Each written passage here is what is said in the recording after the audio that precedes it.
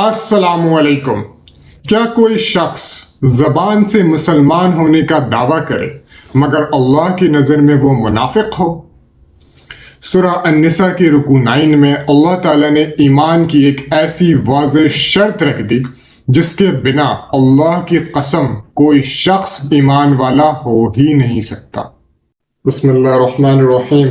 अल्लाह उन लोगों का जिक्र करता है जो कहते हैं हम ईमान लाए मगर अपने मसाइल के फैसले तागूत मीन्स अल्लाह के नाफरमान और झूठे निज़ाम से करवाना चाहते हैं।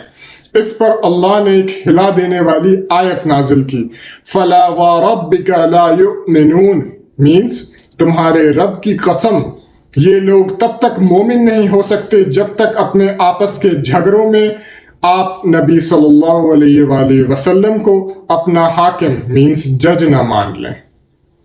और बात सिर्फ नबी सल्लल्लाहु अलैहि वसल्लम को जज मानने पर ख़त्म नहीं होती।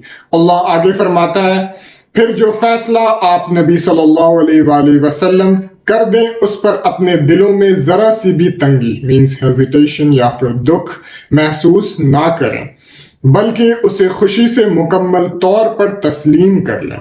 यानी बाहर से इताअत और अंदर से बेदिली इस्लाम में कबूल नहीं, दिल का राज़ी होना शर्त है। जो लोग अपनी मर्जी छोड़कर अल्लाह और उसके रसूल सल्लल्लाहु अलैहि वसल्लम की इताअत करते हैं उनका क्या इनाम है? आयत 69, वो लोग जन्नत में उनके साथ होंगे जिन पर अल्लाह ने इनाम किया मीन्स अंबिया मीन्स प्रॉफिट्स, सिद्दीकीन, शुहदा और सालिहीन। और क्या ही कमाल के साथी हैं ये।